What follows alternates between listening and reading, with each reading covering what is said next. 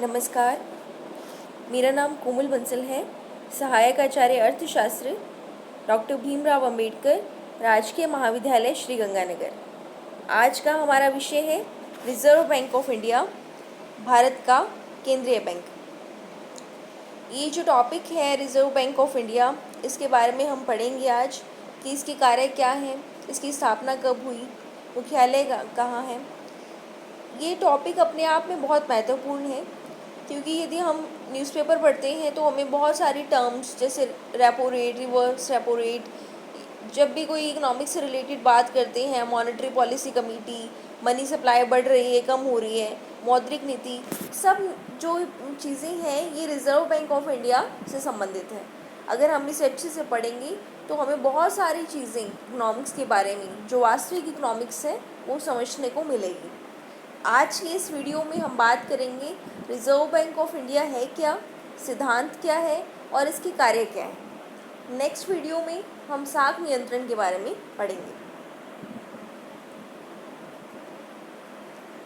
भारतीय reserve bank की स्थापना भारतीय रिजर्व बैंक अधिनियम 1934 के प्रावधानों के अनुसार 1 अप्रैल 1935 को हुई थी। पहला क्वेश्चन कि भारतीय रिजर्व बैंक की स्थापना कब हुई। भारतीय रिजर्व बैंक अधिनियम 1934 के प्रावधानों के अनुसार 1 अप्रैल 1935 को हुई थी। रिजर्व बैंक का केंद्रीय कार्यालय प्रारंभ में कलकत्ता में स्थापित किया गया था। स्टार्टिंग में जो केंद्रीय कार्यालय है वो कोलकाता में स्थापित किया गया था। 1937 में क्या हुआ कि इसे स्थायी रूप से बम्बई में स्थापित कर दिया गया। अब जो है आरबीआई का कार्यालय कहाँ है, महाराष्ट्र में है। केंद्रीय कार्यालय वह कार्यालय है जहाँ गवर्नर बैठते हैं और नीतियाँ निर्धारित की जाती हैं।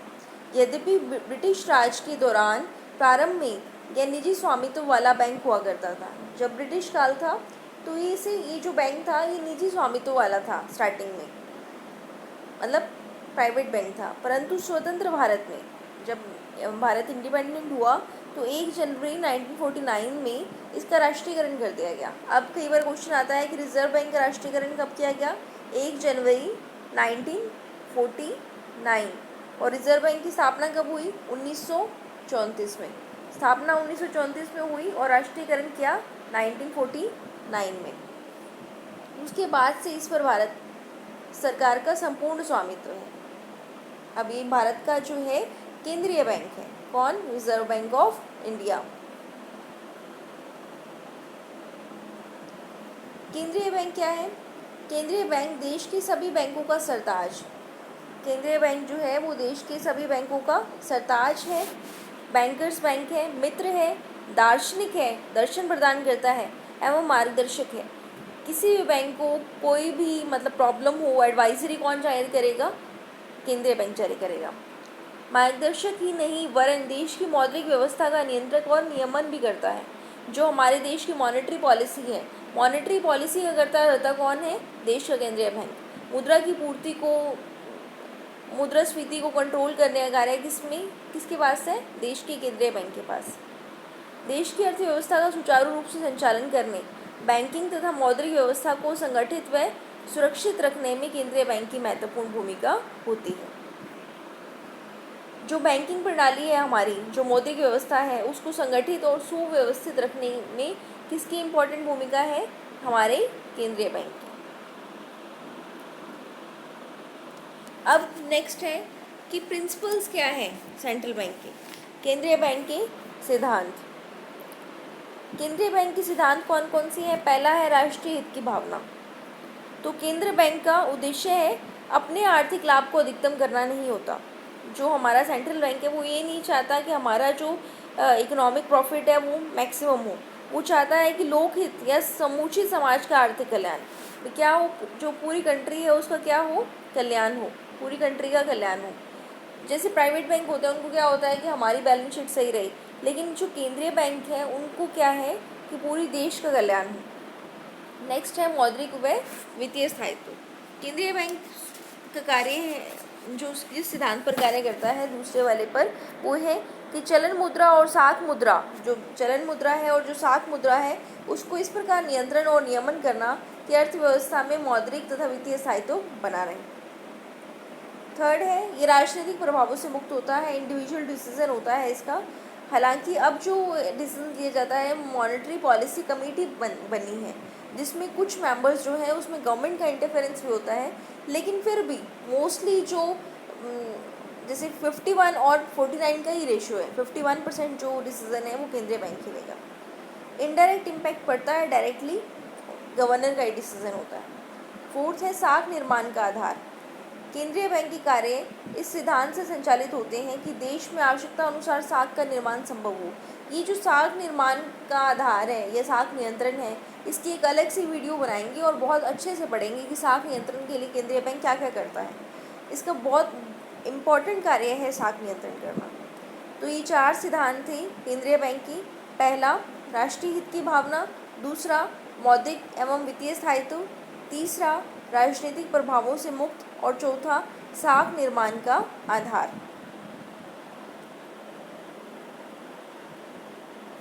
अब बेसिकली कई बार क्वेश्चन पूछा जाता है कि आरबीआई का मुख्यालय कहाँ है, आरबीआई का हेडक्वार्टर कहाँ है, HQ, तो ये कहाँ है, महाराष्ट्र में है। आरबीआई की स्थापना कब हुई, 1 अप्रैल 1935। वर्तमान में कौन गवर्नर है, शक्तिकांत दास। क्या है देश का, केंद्रीय बैंक। और मुद्रा क्या है भारत की, भारतीय रुपया। इसका साइन क्या है, ये वाला, ठीक है। तो मुख्यालय कहाँ है, महाराष्ट्र में। स्थापना कब हुई, 1 अप्रैल 1935। नेक्स्ट स्लाइड की ओर चलते हैं हम। अब मोस्ट इम्पॉर्टेंट जो चीज़ है वो है फंक्शंस क्या है इसके, रिजर्व बैंक के फंक्शंस, कार्य। केंद्रीय बैंक के कार्य है। केंद्रीय बैंक का पहला कार्य है नोट निर्गमन का एकाधिकार। भारत में रिजर्व बैंक जो है उसको नोट निर्गमन का एकाधिकार प्राप्त है, और किसी भी बैंक को नोट निर्गमन का अधिकार प्राप्त नहीं है। केवल और केवल नोट निर्गमन का अधिकार किसको है, आरबीआई को है। नोट छाप सकता है वो। आरबीआई में एक विशेष निर्गमन विभाग। अब न्यूनतम कोष प्रणाली के अनुसार जो एक निर्गमन विभाग है वो कौन सी सिस्टम अपनाता है, मिनिमम रिजर्व सिस्टम, न्यूनतम कोष प्रणाली। उसमें क्या है कि 115 करोड़ रुपए तो क्या होगा, स्वर्ण होगा, और 85 करोड़ रुपए विदेशी प्रतिभूतियाँ रखी जाएंगी। 200 करोड़ रुपए रखेंगे न्यूनतम कोष में, 115 करोड़ रुपए स्वर्ण और 85 करोड़ रुपए विदेशी प्रतिभूतियाँ। और कौन कौन से नोट छाप सकता है, 2 रुपये के, 5 रुपये के, 10 के, 20 के, 50 के, 100 के, अब तो 200 और 2000 के नोट एक कौन छाप रहा है, रिजर्व बैंक छाप रहा है। कारण क्या है कि एक ही जो संस्था है उसको हम नोट निर्गमन का अधिकार देते हैं, एकाधिकार देते हैं, क्योंकि अगर एक ही प्रकार के नोट होते हैं तो उसके प्रचलन में एक रूपता बनी रहती है। अब ये नहीं है कि 2000 का नोट महाराष्ट्र में अलग चल रहा है और राजस्थान में अलग चल रहा है, पूरे देश में एक ही प्रकार के नोट चलते हैं। दूसरा कि केंद्रीय बैंक देश के मुद्रा के आंतरिक व बाह्य मूल्यों में स्थायित्व रख सकता है। यदि एक ही प्रकार के नोट चल रहे हैं तो जो आंतरिक और बाह्य मूल्य है उस पर पूरा कंट्रोल किसका हो जाता है, केंद्रीय बैंक का हो जाता है। सेकंड जो कार्य है वो है बैंकों की, बैंक का कार्य है, बैंकर्स बैंक। ये क्या होता है कि केंद्रीय बैंक देश के सब बैंकों का शीर्ष बैंक होता है। जितने भी बैंक हैं, चाहे वो प्राइवेट सेक्टर के हैं चाहे वो गवर्नमेंट सेक्टर के हैं, उनका शीर्ष बैंक कौन होता है, केंद्रीय बैंक होता है। देश के दूसरे सब बैंक इसके अंतर्गत कार्य करते हैं। जो भी अदर बैंक है वो सारे किसके अंडर आएंगे, केंद्रीय बैंक के अंडर आएंगे। जिस प्रकार बैंक अपने ग्राहकों की जमा के संरक्षक होते हैं, ठीक उसी प्रकार प्रत्येक बैंक अपनी जमाओं का कुछ निश्चित प्रतिशत भाग या तो नगद रूप में रखते हैं या तरल रूप में रखते हैं। जो दूसरे बैंक हैं वो अपनी जितनी भी जमाएं हैं, डिपॉजिट्स हैं, उसका कुछ भाग जो है केंद्रीय बैंक के पास रखते हैं, जबकि कुछ भाग कानूनन उसे केंद्रीय बैंक के पास जमा करना होता है। इस पद्धति का सबसे बड़ा लाभ यह है कि केंद्रीय बैंक इन कोषों में परिवर्तन से साख नियंत्रण करने में समर्थ होता है। इससे क्या होता है कि केंद्रीय बैंक के पास जो कोष है उसमें चेंज करके ये साख नियंत्रण करने में समर्थ होता है। कैसे चेंज करेंगे, कैसे साख नियंत्रण करेंगे, ये हम पढ़ेंगे नेक्स्ट वीडियो में। थर्ड है अंतिम ऋणदाता का कार्य, लैंडर्स ऑफ लास्ट रिजोर्ट। केंद्रीय बैंक देश के बैंकों की सामान्य परिस्थितियों में ऋण, अग्रिम, अन्य सहायता देता ही है, पर संकट काल में जब बैंकों पर जमाकर्ताओं का विश्वास उठ जाता है, मान लीजिए बहुत संकट आ गया, हम कहेंगे बैंक फेल है, बैंकों के पास कुछ नहीं है, तब भारी मात्रा में नुकसान होने की स्थिति आ जाती है। इस स्थिति में जो केंद्रीय बैंक है संकटग्रस्त बैंकों को ऋण, बिलों, हुंडियों की पुनः कटौती कर प्राप्त ऋण प्रदान करता है। और ये जो अंतिम ऋणदाता के रूप में सरकार को भी संकट काल में और आर्थिक कठिनाई होने पर ऋण प्रदान करता है, क्योंकि केंद्रीय बैंक के पास नोट निर्गमन की अपार शक्ति विद्यमान है। जो केंद्रीय बैंक है वो नोट जारी कर सकता है, दोबारा निर्गमन कर सकता है। युद्ध काल में केंद्रीय बैंक एक अंतिम ऋणदाता बन जाता है।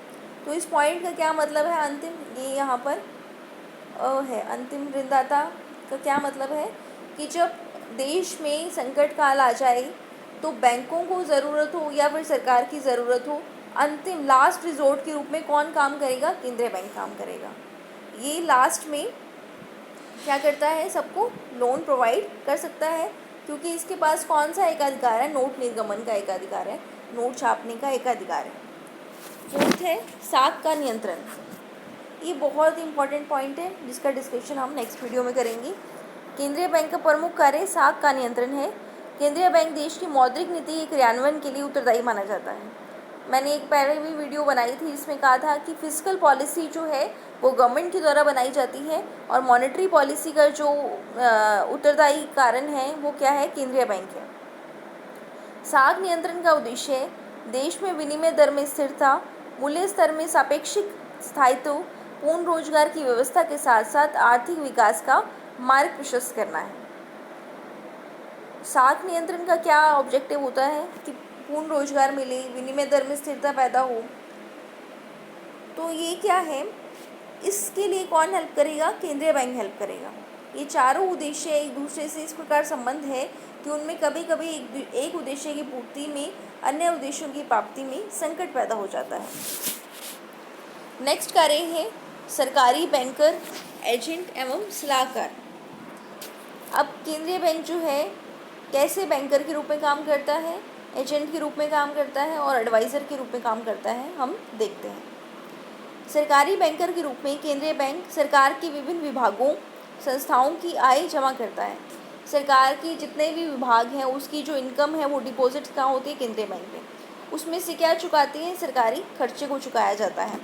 सरकार के संकट काल में ऋण प्रदान करता है। गवर्नमेंट बैंकर क्यों है? गवर्नमेंट का बैंकर क्योंकि इनकम प्राप्त करता है गवर्नमेंट की और खर्चे चुकाता है। जब सरकार को संकट काल आ जाता है तब ऋण प्रदान करता है। अल्पकालीन ऋणों की भी व्यवस्था करता है। ये सरकारी धन को एक स्थान से दूसरे स्थान, एक विभाग से दूसरे विभाग की ओर हस्तांतरित करता है।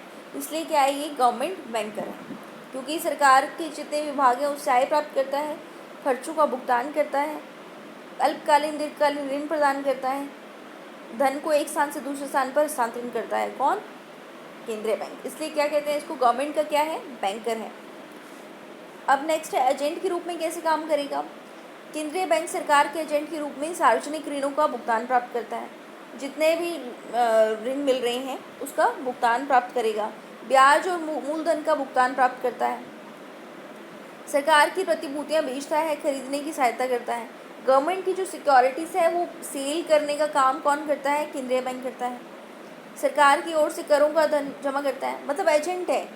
पैसा लोग दे रहे हैं तो जमा कहाँ होगा? केंद्रीय बैंक के पास, सरकार की ओर से। सरकार ने प्रतिभूतियां सेल करनी है तो किसको कहेगी? केंद्रीय बैंक को कहेगी। इसलिए क्या आएगी? एजेंट है। थर्ड है एडवाइज़र, परामर्शकर्ता। आर्थिक सलाहकार के रूप में केंद्रीय बैंक सरकार को मौद्रिक एवं बैंकिंग व्यवस्था संबंधी नीति निर्धारण में परामर्श देता है। जो भी मॉनेटरी पॉलिसी है, ये बैंकिंग पॉलिसी को किस प्रकार अच्छा बनाया जाए, उसका जो एडवाइजरी है कौन देता है? केंद्रीय बैंक देता है। नेक्स्ट है कस्टडी ऑफ इंटरनेशनल करेंसी, अंतर्राष्ट्रीय करेंसी का संरक्षक। देश का केंद्रीय बैंक देश की बहुमूल्य धातुओं की आरक्षण कोष में रखकर नोट का निर्गमन करता है। जो बहुमूल्य धातु है उसको आरक्षण कोष में रखता है और नोट का निर्गमन करता है। देश के धात्विक कोषों और विदेशी विनिमय कोष को सुरक्षित रखने में कौन उत्तरदायी है? केंद्रीय बैंक।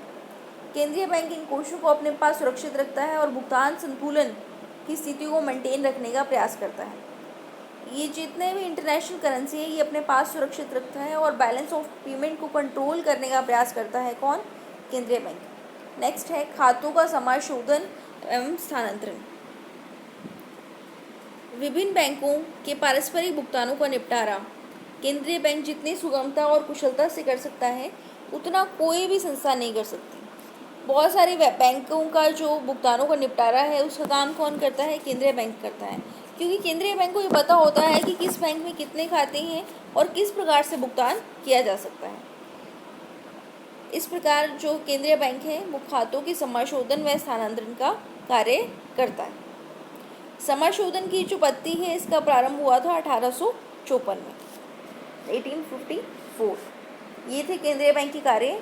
नोट निर्गमन का एकाधिकार, बैंकों के बैंक का कार्य, अंतिम ऋणदाता, साख का नियंत्रण, सरकारी बैंकर, एजेंट व सलाहकार, अंतर्राष्ट्रीय करेंसी का संरक्षक, खातों का समाशोधन व स्थानांतरण।